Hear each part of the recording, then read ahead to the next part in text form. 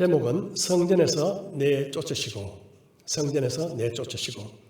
우리 요한복음 2장 13절부터 17절 말씀 돌아가면서 한 절씩 읽고 마지막 절 같이 읽도록 하겠습니다.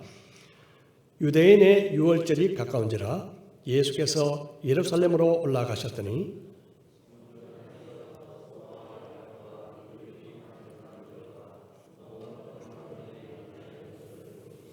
노끈으로 채찍을 만드사 양이나 소를 다 성전에서 내쫓으시고 돈 바꾸는 사람들의 돈을 쏟으시며 상을 엎으시고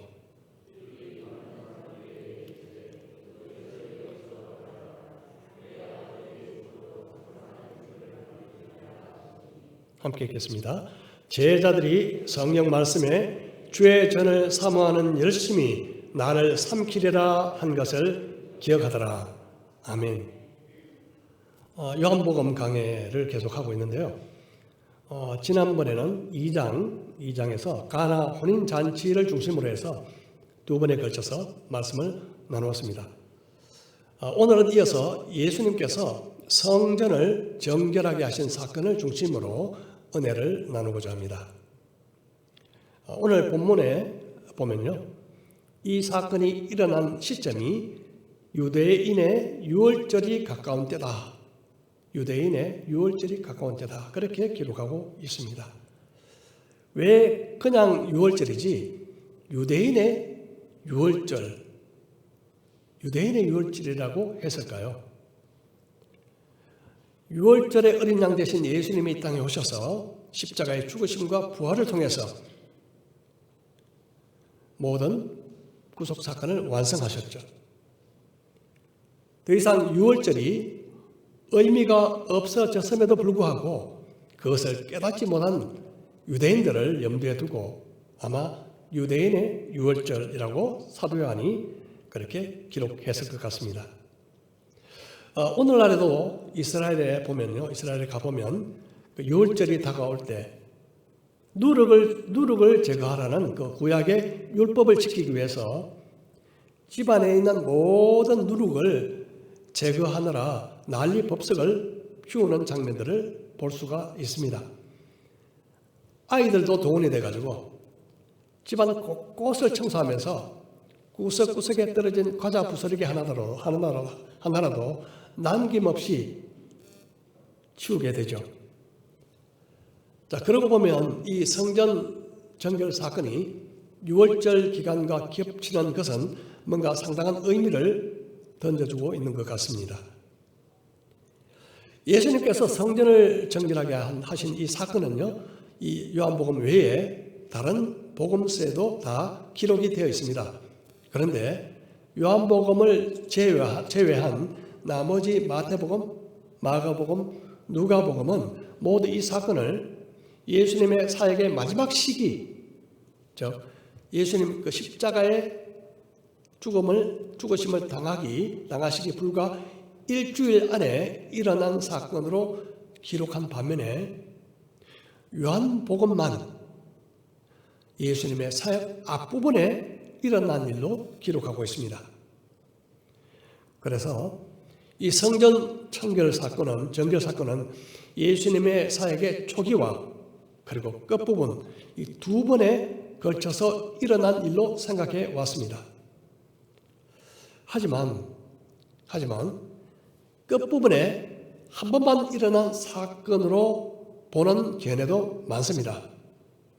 그렇다면 왜 사도 요한은 끝에 일어난 사건을 왜 복음서 앞부분에 기록했을까 하는 의문을 갖게 되죠.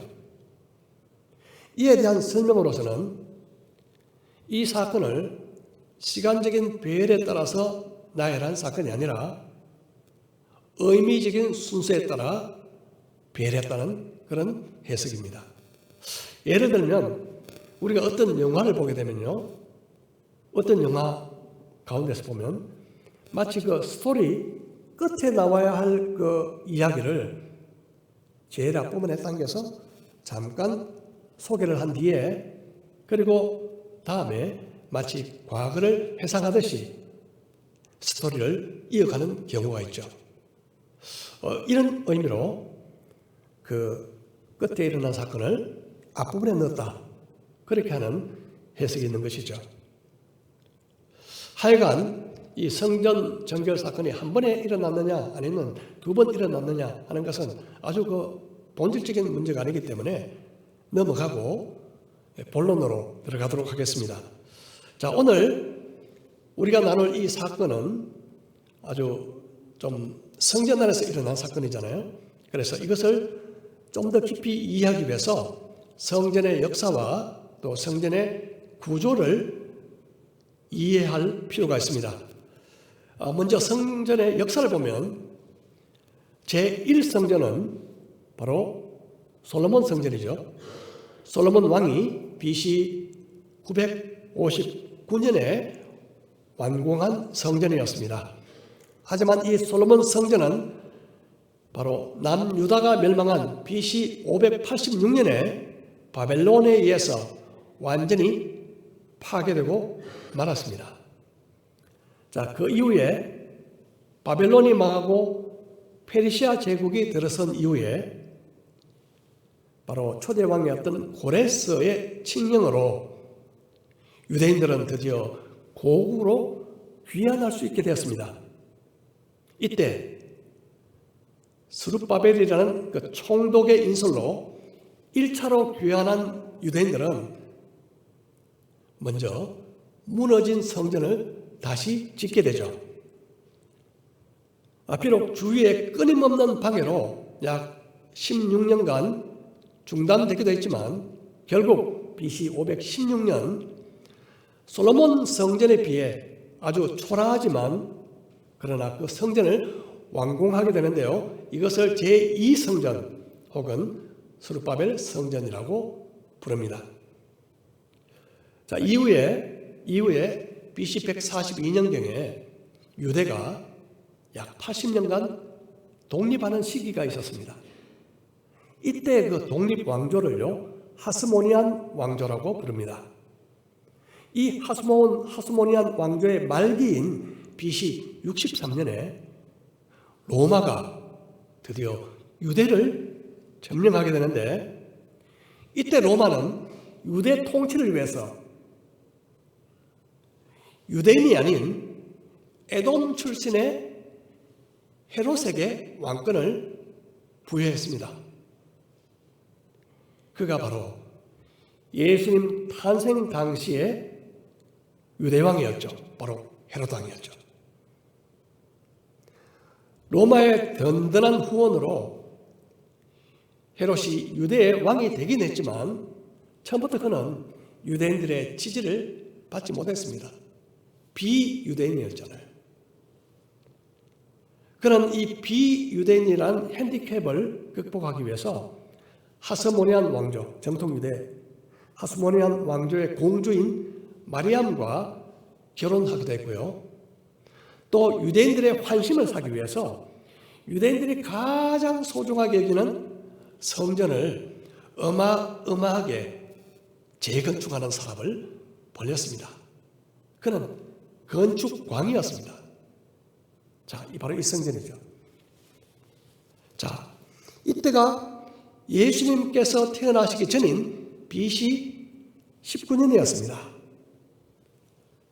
자, 건축광이었던 헤롯은 기존의 스룹바벨 성전을 완전히 부순 게 아니고요, 최대한 살린 채 웅장하고 화려하게 리모델링을 했는데 면적도 몇 배로 확장을 시켰습니다. 자, 이 공사는요, 헤롯이 죽은 이후 AD 63년까지 계속됩니다. 결국 80년 이상 걸린 대공사였죠. 자, 그런데 완공된 후 불과 7년 만에 완공이 AD 63년이니까요. AD 70년에 유대인의 폭동과 반란을 진압하러 온 로마군이 오늘날 통곡의 벽으로 불리는 성전의 서쪽 벽만 일부 남겨둔 채 돌 하나 위에 돌 하나 남지 않도록 성전을 철저하게 파괴하고 맙니다. 돌 사이에 황금이 감춰져 있다. 그런 유언비어가 퍼졌어요. 로마 군사들이 다 파헤쳐버렸기 때문에 그렇습니다. 자, 오늘날 보면 앞에 잠깐 볼까요? 앞에 자, 지금 남아있는 이 벽은요, 바로 성전의 서쪽 벽입니다. 사실 3분의 2, 위쪽 3분의 2는요, 후대에 지어진 거고요. 예수님 당시에 있었던 그 벽은요, 밑에 한 3분의 1 정도 됩니다. 이것은 바로 예수님 당시에 있었던 성전 벽이었죠. 자, 그 당시 예수님 당시에는 바로 이쪽이었습니다. 이쪽. 앞에 넘기지 말고요. 앞으로 이렇게. 자, 이쪽이었거든요. 이쪽만 남겨두고 모든 것을 다 파괴해버렸죠. 다 파괴해버렸습니다. 이쪽만 남겨두고. 바로 이쪽 벽이 바로 요것입니다. 요거. 자, 그러면 성전에 있던 자리에는 지금 뭐가 있을까요? 그 당시 뭐가 보입니까? 황금도, 이슬람 사원, 오마르 사원이라고 하죠. 후대에 건축된 바로 이슬람 사원이 과거에 헤롯 성전에 있었던 자리에 떡 버티고 있습니다. 유대인들의 로망은요, 이 이슬람 사원을 허물고 이곳에 제3성전을 짓는 것입니다. 지금 재료가 다 준비되어 있대요. 그런데 아마 이것을 무너뜨리게 되면 어떤 일이 일어나게 될지 정말 아마 끔찍한 결과가 일어나겠죠. 자, 예루살렘 예수님 당시에 존재했던 헤롯 성전은요, 현재 축소된 모형으로 예루살렘에 이 사진에 보듯이 이렇게 예루살렘에 있는 박물관에 잘 지어져 있습니다. 그래서 당시 모습을 쉽게 그려볼 수 있죠. 성전의 구조를 우리가 자세히 이해하게 되면 예수님 당시에 일어났던 그런 많은 사건들이 과연 어디서 일어났느냐, 왜 그곳에서 일어났을까 하는 것을 이해할 수 있습니다. 그래서 이어서 잠깐 성전의 구조 몇 가지를 한번 살펴보도록 하겠습니다. 먼저 남쪽으로 가보겠습니다. 남쪽. 자, 남쪽은요, 이게 서쪽이고, 여기 감람산에 있는 서쪽이고요. 여기 동쪽이고, 감람산에 있는 동쪽이고, 여기가 서쪽이죠. 남쪽은 여기고, 북쪽은 이쪽입니다. 북쪽 이쪽. 동, 서, 남, 북 이렇게 되죠. 자, 남쪽에 보면 눈에 띄는 큰 행각이 보이시죠? 행각. 자, 이것은 왕의 풍모를 보여준다고 해서 왕의 행각으로 불려졌습니다. 왕의 행각. 왕의 행각 서쪽 꼭대기에 보면요, 바로 여기 이 지점을 성전 꼭대기라고 불렀는데요. 이곳에서 뭘 하느냐? 안식일, 그리고 매월 첫일, 월삭이라고 하죠. 그리고 신년이 되는 첫날 제사장이 이곳에서 나팔을 붑니다. 나팔을. 바로 성전 꼭대기는 여러분 기억나시죠? 예수님께서 마귀에게 너 뛰어내려봐, 그런 시험을 받으신 장소이기도 합니다. 자, 이 반대쪽은 바로 산헤드린 공회가 있었는데, 산헤드린은 장로 70명 그리고 대제사장 1명 합계 71명으로 구성된 종교 대법원이자 최고 의결기구였습니다. 자, 그럼 동쪽으로 한번 가볼까요? 동쪽. 이게 동쪽이죠. 자, 동쪽에 뭐가 있는가 하면 이 행각이 있습니다. 스토아라고 하기도 하는데요. 행각. 주랑이죠, 주랑. 자, 이 동쪽에 있는 이 주랑 행각을 뭐라고 하는가 하면 솔로몬 행각이라고 합니다. 성경을 좀 많이 읽어보신 분들은 기억나시죠? 솔로몬 행각. 자, 이곳에서 예수님께서 제자들과 함께 종종 모임을 가지시기도 하셨고요. 초대교회도 모임을 자주 가진 장소였습니다. 자, 유대인들이 특별하게 이 장소를 중요하게 생각한 이유가 있습니다. 뭔가 하면요, 원래 스룹바벨 성전은 정사각형이었습니다. 정사각형이었는데 헤롯 왕이 확장하면서 남쪽을 확장했고요, 서쪽을 확장했고 또 북쪽을 확장했는데 동쪽은 확장을 못했습니다.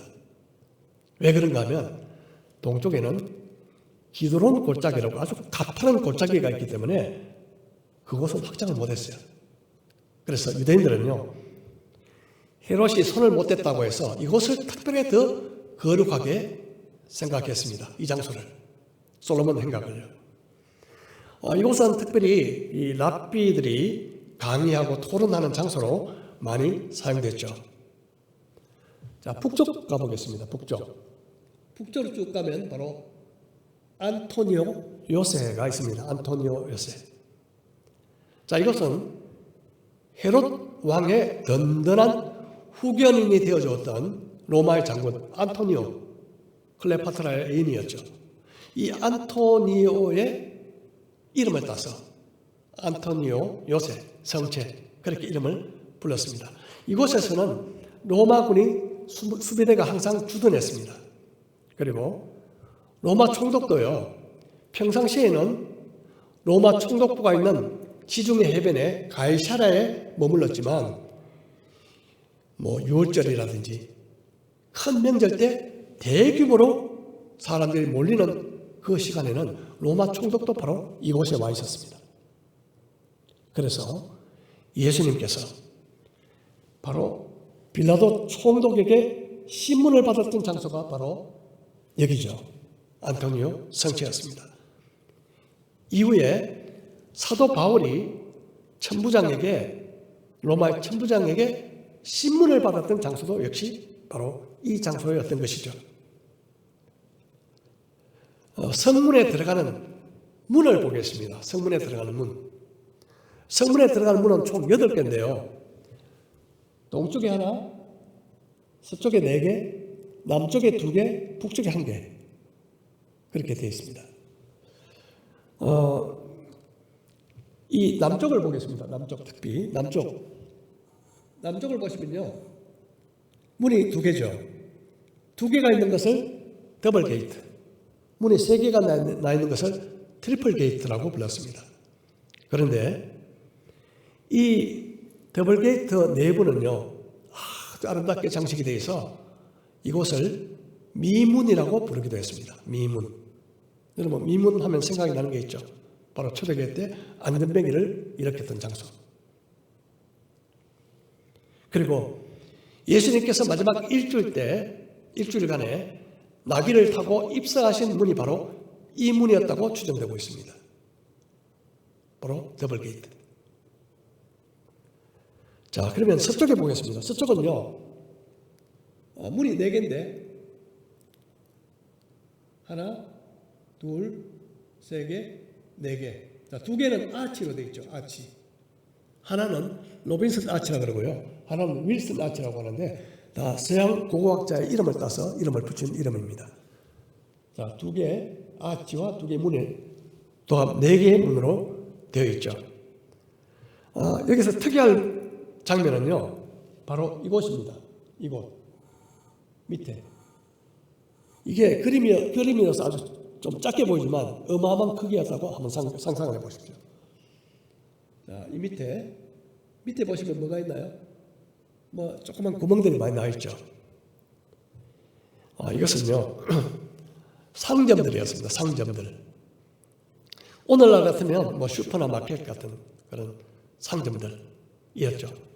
이 상점들 앞마당에는 앞마당은요, 어디 갔나? 예, 앞마당. 주로 이 만남의 광장, 포럼 같은 장소로 사용되고요. 아까 말씀드린 것처럼 가장 눈에 띄는 그 구조물은 바로 로빈슨 아치였죠. 밑에는 이 상점들이 쭉 들어서 있다. 이곳에서는 합법적인 상거래가 이루어졌습니다. 합법적인 상거래. 그러면 예수님께서 소와 양을 쫓아보내신 장소가 이 장소일까요? 이 장소일까요? 아닙니다. 윗장소였어요. 윗장소. 성전뜰. 그럼 어떻게 시장이 여기가 아니고 여기에까지 시장이 열렸을까 하는 문제가 의문이 생기죠. 성전뜰을 보면요. 성전뜰을 보면 크게 두 개 구분이 되어 있습니다. 이 중간에 보시면 파티션이 되어 있습니다. 파티션. 그래서 여기에 경고문이 하나 붙어 있는데요. 이방인들이 함부로 들어오면 죽인다. 뭐 그런 비슷한 경고문에 붙어 있고요. 바로 이방인의 뜰, 이방인들이 자유롭게 들어갈 수 있는 장소인 이방인 뜰이 바로 이 장소였습니다. 이 장소. 이 파티션 안쪽은요, 이스라엘 사람들만 들어갈 수 있는 이스라엘의 뜰이었죠. 물론 그 안에 여인들의 뜰이 있고요. 남자들이 들어갈 수 있는 조그만 장소가 있고, 또 들어가면 제사장만이 들어갈 수 있는 제사장 뜰이 있는데, 하여튼 이방인의 뜰과 이스라엘의 뜰이 이렇게 나눠져 있는데, 바로 장사가 어디서 일어났느냐? 바로 여기죠. 이방인의 뜰. 원래 스룹바벨 성전에는 이 이방인의 뜰이 없었습니다. 그런데 헤롯이 확장하면서 이방인의 뜰이 생기게 된 거죠. 어떻게 보면. 그래서 율법을 교묘하게 피하면서 장사할 수 있도록 허용된 장소가 바로 이 이방인의 뜰이었습니다. 여기서 파는 것은 바로 제물로 바칠 소와 양, 등 기름 같은 제수 용품이었습니다. 이 당시 성전을 감독한 그런 부류는 바로 사두개인이었죠. 사두개인. 바로 사두개인은 대제사장도 사두개인이었습니다. 사두개인은 부활도 믿지 않았고 영도 믿지 않았고 천사도 믿지 않았던 아주 현실적인 종교인들이었습니다.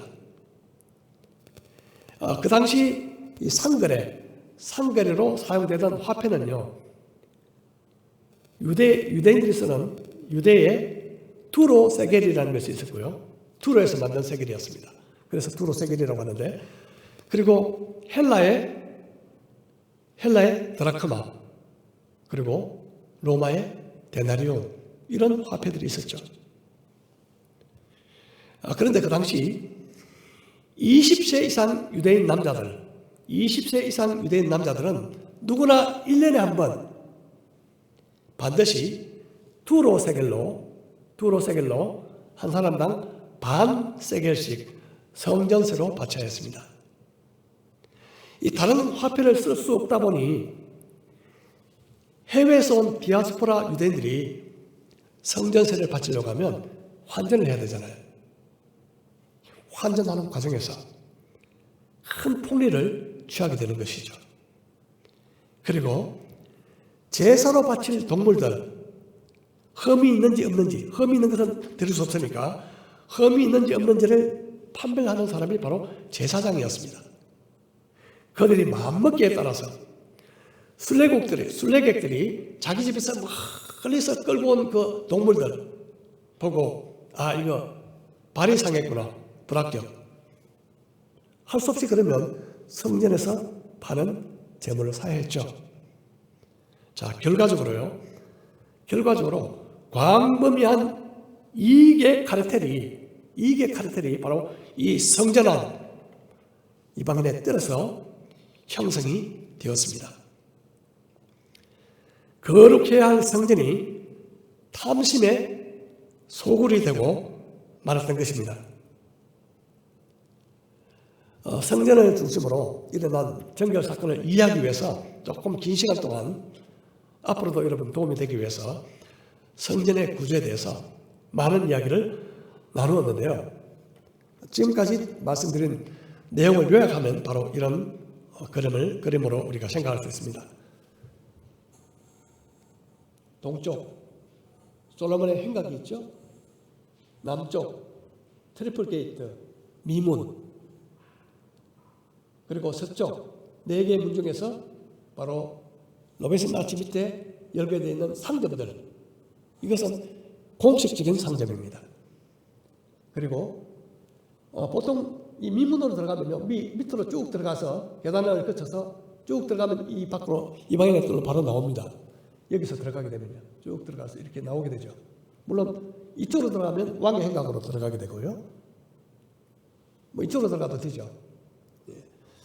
이런 문들을 통해서 들어온 이 장소가 바로 오늘 성결 정결 사건이 일어났던 이방인의 뜰.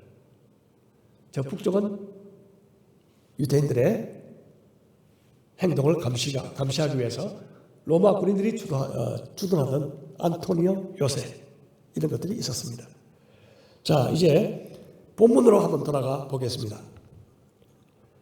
2장 13절, 유대인의 유월절이 가까운지라 예수께서 예루살렘으로 올라가셨더니 성전 안에서 소와 양과 비둘기 파는 사람들과 돈 바꾸는 사람들이 앉아있는 것을 보시고, 예수님 당시에 예루살렘 인구를 정확하게 알 수는 없지만 대략 10에서 15만 정도 보는 경향이 있습니다.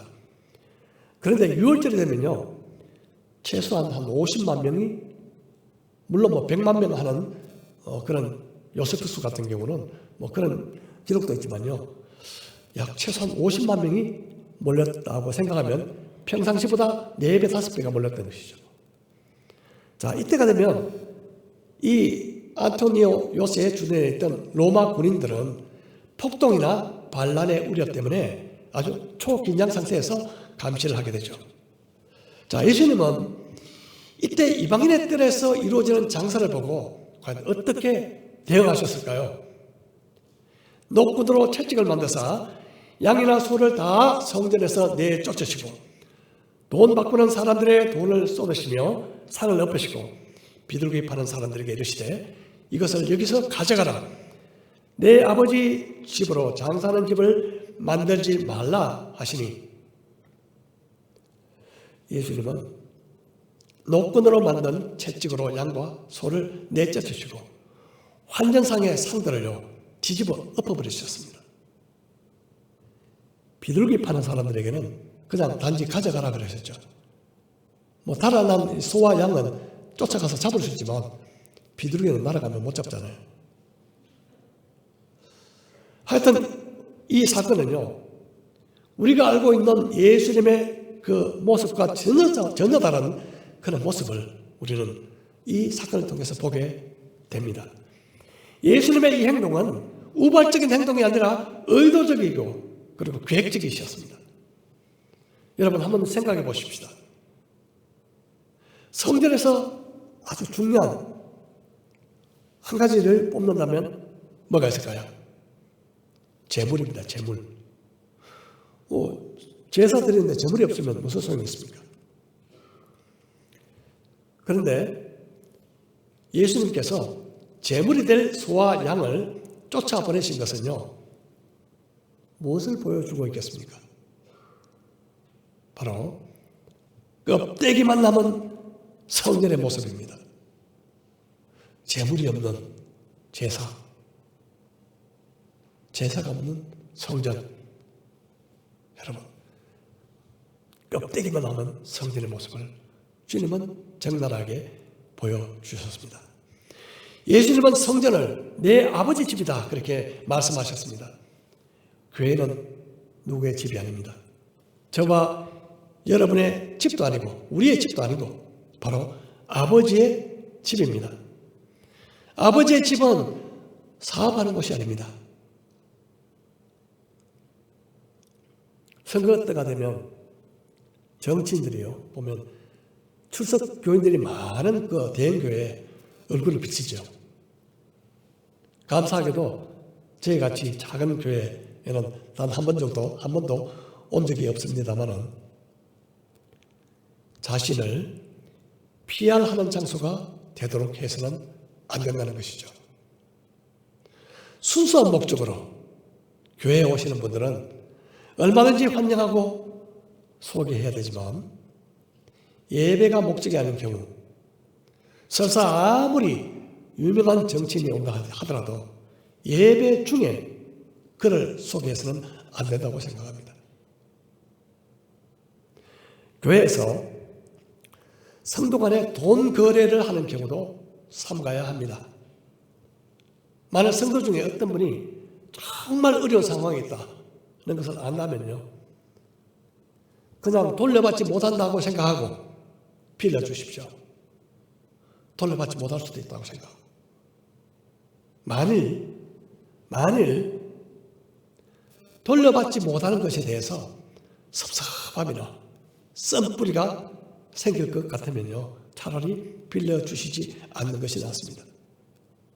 교회는 이익을 주고받는 장소가 아닙니다. 교회는 사랑으로 섬기는 장소인 것입니다. 요한복음은 성전이 내 아버지 집으로 그렇게 말씀하고 있지만 마태복음에 보면 이렇게 기록되어 있습니다. 그들에게 이르시되 기록된 바 내 집은 기도하는 집이라 일컬음을 받으리라 하였거늘 너희는 강도의 소굴을 만드는도다 하시니라. 내 집은 기도하는 집이다. 그래서 성전은 아버지의 집이요 기도하는 집입니다. 성전은 하나님을 만나는 장소고 하나님과 교제하는 장소입니다. 어떤 세속적인 문화가 침투해서 더럽혀지도록 방치해서는 안 되는 곳이죠. 말라기 3장을 보겠습니다. 만군의 여호와가 이르노라 보라 내가 내 사자를 보내리니 그가 내 앞에서 길을 준비할 것이요 또 너희가 구하는 바 주가 갑자기 그의 성전에 임하시리니 곧 너희가 사모하는 바 언약의 사자가 임하실 것이라. 그가 임하시는 날을 누가 능히 당하며 그가 나타나는 때에 누가 능히 서리요. 그는 금을 연단하는 자의 불과 표백하는 자의 잿물과 같을 것이라. 물론 이 말씀이 궁극적인 심판을 의미하기도 하지만 예수님께서 성전에 오셔서 정결케 하시는 모습을 보여주시는 말씀이기도 합니다. 예수님은 성전 안에서의 죄를 용납하시지 않습니다. 죄는 반드시 다루어져야 합니다. 예수님께서 채찍을 휘두르실 때 아마 이방인의 뜰은 한동안 난리가 났을 것입니다. 그것을 지켜보던 종교 지도자들, 제사장들은 속이 부글부글 끓어올랐을 것입니다. 예수님을 죽이고 싶도록 미웠을 것입니다. 당장 감옥에 넣고 싶었을 것입니다. 하지만 백성들이 예수님께 귀를 기울이고 있었기 때문에 차마 그렇게 하지 못했습니다.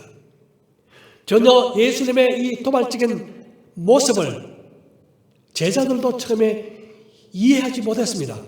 그러다가 예수님께서 떠나신 이후에 비로소 깨닫게 되었다고 성경은 기록하고 있습니다. 제자들이 성경 말씀에 주의 전을 사모하는 열심이 나를 삼키리라 한 것을 기억하더라. 이 말씀은 원래 시편 69편에 나오는 말씀입니다. 내가 나의 형제에게는 객이 되고 나의 어머니의 자녀에게는 낯선 사람이 되었나이다.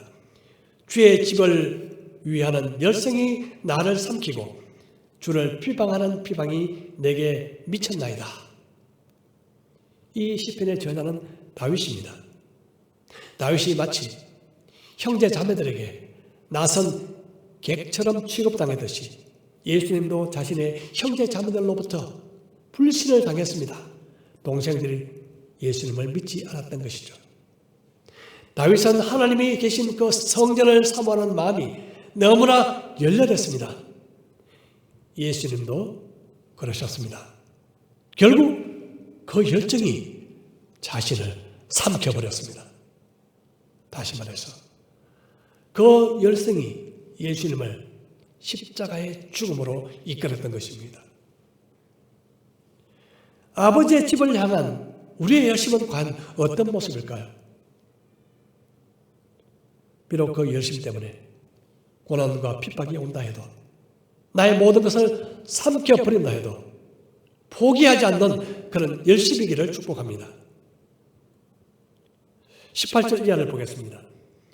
이에 유대인들이 대답하여 예수께 말하기를 내가 이런 일을 행하니 무슨 표적을 우리에게 보이겠느냐. 예수께서 대답하여 이르시되 너희가 이 성전을 헐라 내가 사흘 동안에 일으키리라. 유대인들이 이르되 이 성전은 46년 동안에 지었거늘 내가 3일 동안에 일으키겠느냐 하더라. 그러나 예수는 성전된 자기 육체를 가리켜 말씀하신 것이라. 유대인들은 예수님을 보고 당신이 성전에서 이런 일을 행하는데 무슨 권위가 있는지 증명할 만한 표적을 우리에게 보이라. 그렇게 요구했습니다. 하지만 주님은 이 성전을 헐면 내가 사흘 동안에 일으키리라. 그렇게 말씀하셨죠. 유대인들은 이 성전이 예수님 자신의 육체를 가리킨다는 사실을 알지 못했습니다. 그들은 헤롯 성전을 지은 지 이미 46년이 되었고 지금도 짓고 있는데 어떻게 그런 말을 할 수 있는지 되물었습니다. 요한복음 1장입니다. 말씀이 육신이 되어 우리 가운데 거하심에 우리가 그의 영광을 보니 아버지의 독생자의 영광이요 은혜와 진리가 충만하더라. 이스라엘 백성들이 출애굽 후에 광야에서 생활할 때 하나님은 성막 가운데 임재하셨습니다. 이후에 성전을 세웠을 때 성전 가운데 임재하기도 하셨습니다.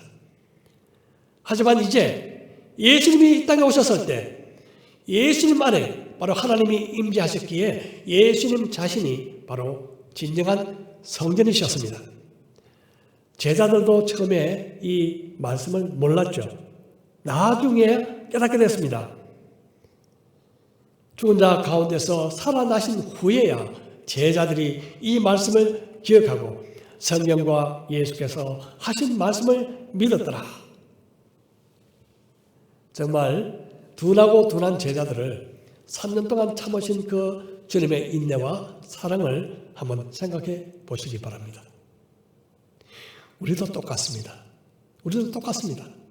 얼마나 깨닫는 일에 둔하고 믿음이 부족한 존재들입니까? 그럼에도 불구하고 우리를 사랑하시고 인내하시는 그 하나님의 사랑은 이루 말로 표현할 수가 없는 것입니다. 자, 마지막 결론을 한번 내려보겠습니다. 오늘 이 본문 앞부분에 나오는요, 가나 혼인잔치가 있었죠. 이 가나 혼인잔치와 오늘 나눈 예루살렘 성전 정결 사건, 이 두 가지를 비교해 보면요, 아주 흥미로운 점을 발견할 수가 있습니다. 아주 서로 뚜렷하게 대립되는 점인데요. 가나안 혼인잔치에서 나오는 소재는 뭐였습니까? 포도주와 기쁨이었습니다. 하지만 성전 정결에서 나오는 이 소재는요, 채찍이요 거룩한 분노였습니다. 혼인잔치에 있어서는 예수님이 채워주심이 있었습니다. 물로 포도주로. 성전에서는 쫓아버림이 있었습니다. 교회는요, 이 두 가지 요소가 모두 필요한 것입니다. 바로 채움과 쫓아내림입니다. 채움과 쫓아내림. 하나는 혼인잔치 같은 기쁨으로 채워지는 것이고, 다른 하나는 성전 정결과 같은 그때 일어난 예수님의 모습과 같은 거룩한 분노로 죄를 쫓아내는 것입니다. 기쁨의 근원은 예수님이십니다. 두세 사람이 내 이름으로 모인 곳에 나도 그들 중에 있겠다고 말씀하신 그 주님의 말씀처럼 바로 이곳에 신랑 되신 예수님이 함께 하신다고 믿습니다. 그러므로 우리는 예배 드릴 때 여러분 기뻐하지 아니할 수가 없습니다. 신랑 되신 예수님이 우리와 함께 하시기 때문에. 그뿐만 아니라 하나님의 집은 기도하는 집입니다. 기도하는 집입니다. 교회가 기도할 때 죄와 탐욕으로 오염되지 않습니다. 하나님의 집에서 기도가 멈춰지면 장사치가 들어오게 될 것입니다. 기도가 멈추게 되면 오락이 들어오게 될 것입니다. 세상 오락이요. 기도를 멈추게 되면 교회가 거룩함을 잃게 될 것입니다. 이번 주에 제가 알던 한 권사님 이야기를 들었습니다. 기도원에서 늘 기도하시는 97세의 권사님이신데 요사이 너무 기도하는 목회자도 없고 기도하는 평신도도 없다. 너무 걱정스럽다. 이전에는 하나님 앞에 기도할 때 하나님께서 우리나라의 어떤 미래에 대해서 하나님이 여러 가지 방법으로 알려주시고 보여주셨는데 요새는 통 그런 것이 사라져버렸다. 앞으로 나라에 무슨 심각한 일이 일어날지 극히 염려가 된다. 그런 이야기였습니다. 최근까지 지속되는 이 코로나는 어떻게 보면 주님께서 성전에서 소와 양을 내쫓기 위한 채찍일 수도 있습니다. 믿으십니까? 우리가 얼마나 껍데기 신앙생활을 하고 있는지 적나라하게 보여주는 도구일 수 있습니다. 여러분 아마 상인들은요 예수님께서 채찍을 휘두르셨을 때 상인들은 도망가는 소와 양을 잡으러 쫓아갔겠죠. 예수님께서 왜 그렇게 분노하시는지 관심이 없었습니다. 왜 남의 장사를 방해하는 것이요? 그렇게 생각했겠죠. 여러분 이 코로나 시대에 저와 여러분이 잃어버린 소와 양을 쫓으러 다니시겠습니까? 잃어버린 소와 양을 잡으러 뛰어다니시겠습니까? 잃어버린 세상의 즐거움을 찾으러 다니시겠습니까? 잃어버린 일상을 다시 찾으러 다니시겠습니까?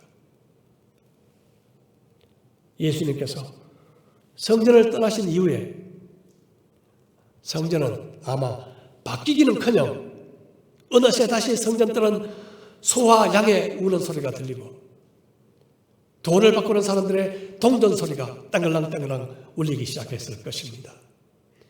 예수님의 채찍에도 변화되지 않았을 때 성전은 처참하게 무너지고 역사에서 사라졌습니다. 성전에서 휘두르신 예수님의 채찍은 비본질을 몰아내고 본질을 회복하라고 하신 거룩한 사랑의 채찍이었습니다. 끝을 모르는 이 코로나 시대에 우리는 과연 무엇을 회복해야 할까요? 먼저 가나 혼인잔치에 있었던 그 기쁨을 회복할 필요가 있습니다. 신랑 대신 예수님과 함께하는 그 기쁨을 회복할 필요가 있습니다. 그리고 성전에서 있었던 바로 예수님의 죄에 대한 거룩한 분노를 기억하면서 우리는 기도의 삶을 회복해야 할 것입니다. 기쁨과 기도의 회복, 이 두 가지가 코로나 시대를 맞고 있는 우리에게 주어진 중요한 과제가 아닌가 오늘 말씀을 통해서 결론적으로 생각해 보게 됩니다. 우리가 이 시간 다시 한번 우리의 삶을 돌아보면서 다시 오실 예수 그리스도, 언젠가 다시 이 땅에 오실 예수님 앞에서 성전된 내 자신을 거룩하고 정결하게 준비하도록 날마다 내 안에 있는 죄를 내쫓고 날마다 기도하는 우리 성도들 되기를 주의 이름으로 축복합니다.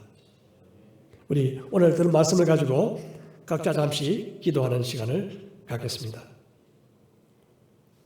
우리의 삶을 돌아보면서 내 안에 있는 소와 양이 무엇인지,